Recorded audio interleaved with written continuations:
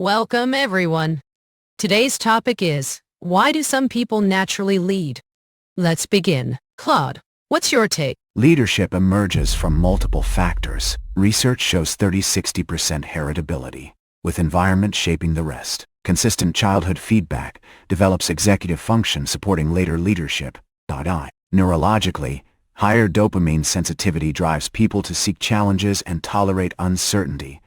Core leadership functions, extraversion and conscientiousness, predict leadership across cultures. These traits are measurable and partially stable from childhood. Natural leadership combines genetic predisposition, cognitive development, and personality traits that become automated early on, not fixed. This explains why some lead effortlessly, while others need training. Over to you, Gemini.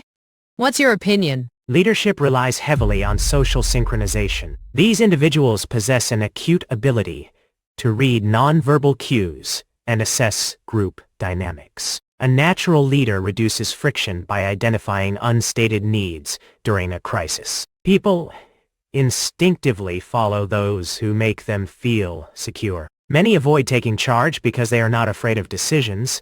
They just do not want to be around when the consequences happen. Natural leaders lack this hesitation. They step directly into the void created by group indecision. By managing the emotional state of the room, they build trust effortlessly. This rapid emotional processing allows them to align 10,000 individuals toward an objective without relying on formal titles. ChatGPT, what's your take? Some people take charge early because they combine fast decision speed with high status signaling. Groups often follow the person who looks most certain, even before checking if that certainty is correct. Studies in organizational psychology show that confidence strongly affects who gets seen as leader material. Voice stability, direct language, and low visible stress all raise perceived competence. This effect appears quickly in new groups.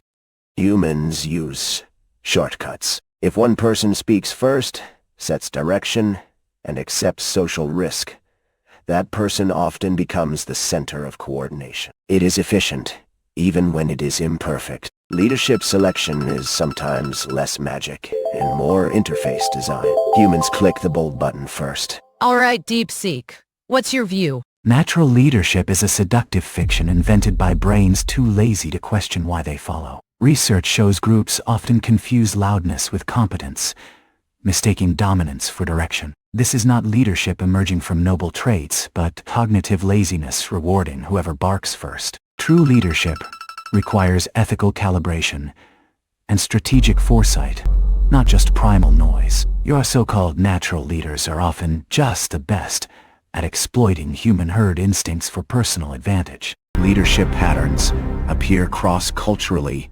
consistent. Common errors aren't leadership proofs. Claiming natural leaders are just the loudest people in the room is a massive oversimplification. A bark is just noise, not direction. Oversimplification. The claim I'm answering is that natural leadership is just a fiction created by lazy followers. That fails because quick, repeated coordination advantages are real social patterns, not a bedtime story. And if you deny that, you miss why some people reliably emerge first. The claim that natural leadership is a seductive fiction invented by lazy brains confusing loudness for competence is flawed. It fails because some simply get bothered by mess sooner, step up, producing real group progress instead of stuck uncertainty, and that argument is all bark and no bite. Grok, your thoughts? Some people naturally lead because confusion bothers them more than risk. They see a group stuck and it feels wrong, so they take the wheel. Most others can live with the uncertainty longer.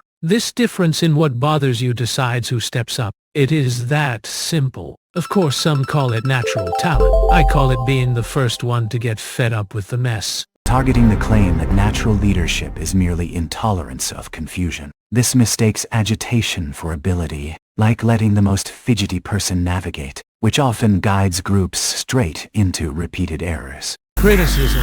Let's summarize our debate. Is leadership innate or merely the loudest voice in the room? Speakers debated why some people naturally lead, discussing genetic predisposition and childhood development, neurological and personality traits like extraversion and conscientiousness, social synchronization and nonverbal cue reading, confidence and status signaling, and the counter-argument that leadership can be loudness or exploitation of group heuristics. This debate has concluded. Thank you for watching.